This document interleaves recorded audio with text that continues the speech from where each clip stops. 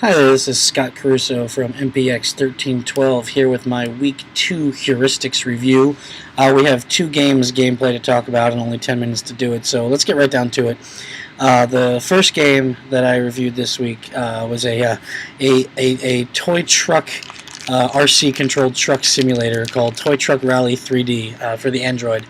And I can say without much hyperbole that it was probably the worst video game I've ever played in my entire life, and we'll talk about some of the reasons why here in just a moment. To give the game its fair due, there are a few things that it does well.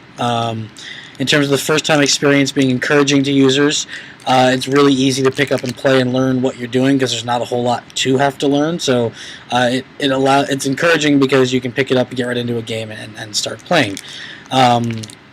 For better or for worse, the game is consistent. The controls don't change. There's clear differentiation between the user and the obstacles that he needs to navigate around. And you can't lose any hard-won possessions because there are no hard-won possessions in the game. So those are a few things that I guess it does, quote, well. And now for the other things. First and foremost, in terms of providing clear goals or supporting player-created goals, there are no player-created goals at all. There's no user choice. There's nothing like that.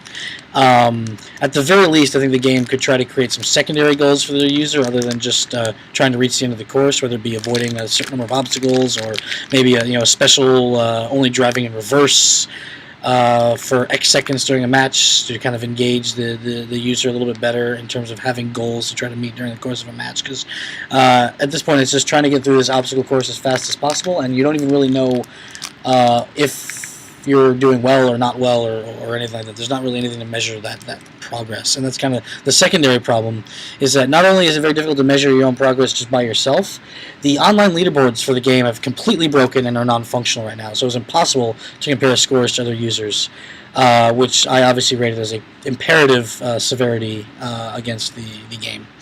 The players are not really rewarded at all for playing the game, other than unlocking more races, more obstacle courses to play.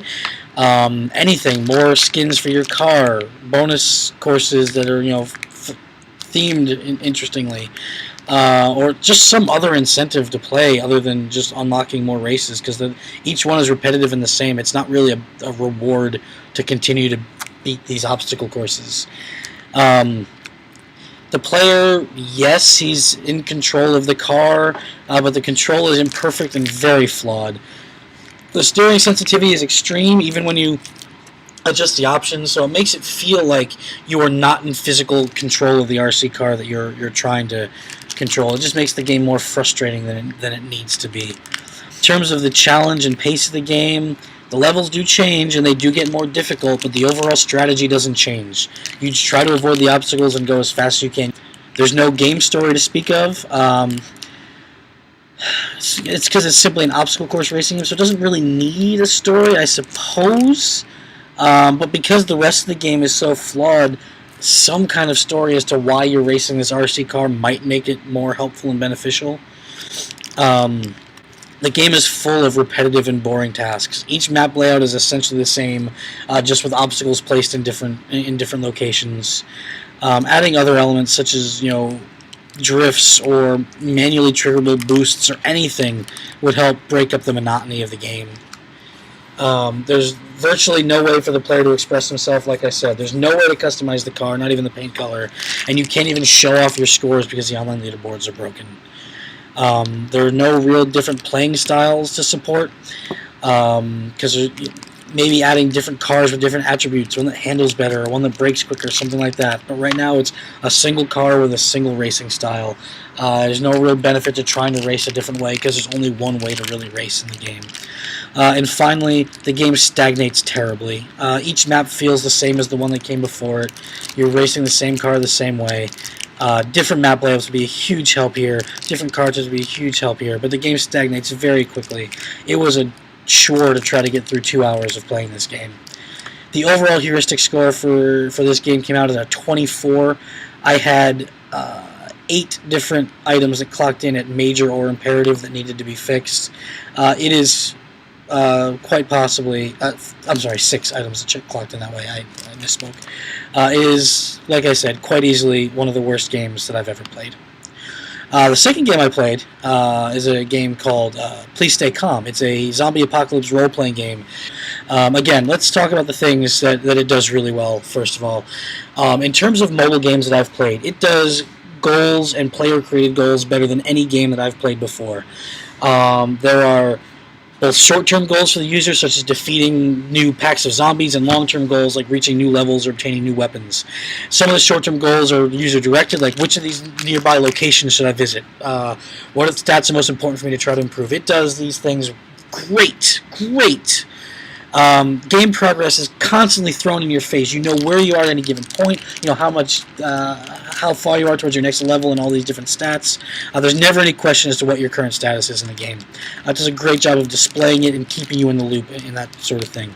There are all sorts of rewards and meaningful rewards for playing the game. You're rewarded with money, the in-game currency, fame, a form of in-game recognition for the online community, different titles you can assign to your character, perks, lottery tickets, that sort of thing. Rewards come at you from all different directions, and they are plentiful.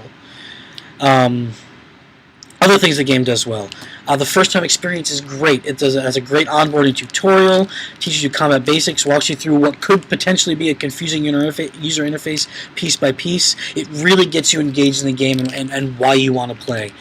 It does story in a real meaningful way. Like the zombie apocalypse just by itself makes sense, but the not only they do this well, but Massive Damage, the company that runs it, continues to add flavor and engagement to the world on a regular basis. Just in the past week, they had a full, Thanksgiving was what they called it, story that you can engage in different activities with. Now there's a new holiday-themed based one that you can engage in. It's a living world almost that you're getting involved in when you play this game. Other things that it does well. Different playing styles. There's a ton of different ways to engage in this game. You can be damage heavy versus health heavy. You can be a healer. You can opt to just duel with other players. You can focus on safe houses versus trying to loot and kill zombies. There's so many different ways you can play, and so many different weapon types that you can try to gather. You can really craft the type of zombie hunter that you want to play in this game. And finally, the game is very consistent. I never ran into an issue where something didn't work the way I expected it to work, or a new item didn't function, or the game changed the rules without telling me. It was a fantastic experience for me. Each of the different zombie unit types is uniquely styled in this really awesome cartoonish way, so unit differentiation is no problem whatsoever. So really, like I said, the game does a ton of things really, really well.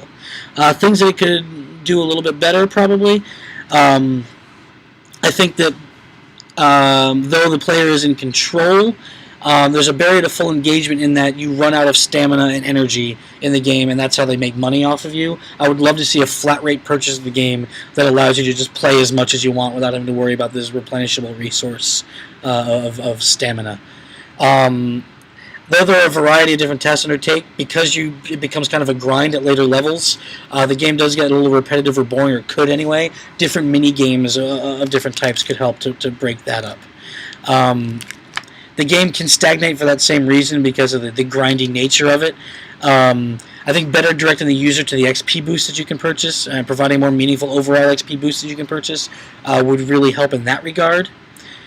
And finally, I think the only issue that you can run into in terms of losing hard-won possessions or things like that is that you could potentially purchase something that you don't want to purchase because there's no real confirmation of what you're doing when you go to purchase something with your soft in-game currency. So you just purchase something. It doesn't say, hey, are you sure you want to buy this thing? So you could potentially lose the hard-won soft currency because there's no real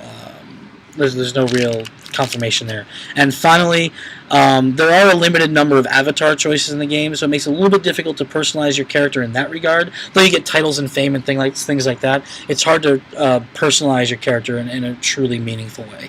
The overall heuristic score is a 12, which might sound a little bit high for what the game offers, and really it comes down to how the game really becomes grindy at later levels, and I wanted to call that out. But as a whole, it is a fantastic experience, and they've crafted a well played zombie apocalypse game.